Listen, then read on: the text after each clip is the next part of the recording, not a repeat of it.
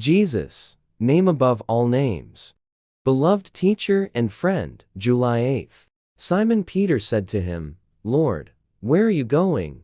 Jesus answered him, Where I am going, you cannot follow me now, but you shall follow me afterward. John 13 verse 36. Looking upon his disciples with divine love, and with the tenderest sympathy, Christ said, Now is the Son of Man glorified, and God is glorified in him. Judas had left the upper chamber, and Christ was alone with the 11. He was about to speak of his approaching separation from them, but before doing this, he pointed to the great object of his mission. It was this that he kept ever before him. It was his joy that all his humiliation and suffering would glorify the Father's name. To this, he first directs the thoughts of his disciples.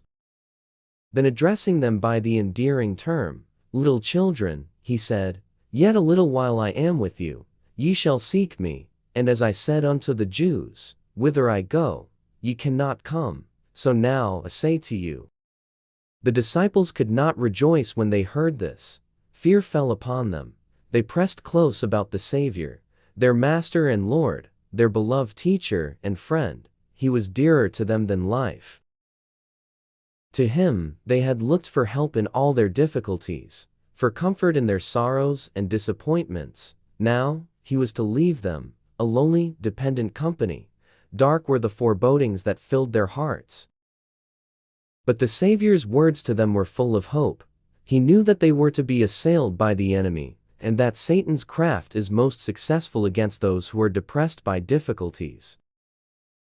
Therefore, he pointed them away from the things which are seen to the things which are not seen. 2 Corinthians 4:18. From earthly exile, he turned their thoughts to the heavenly home, the desire of ages. 662.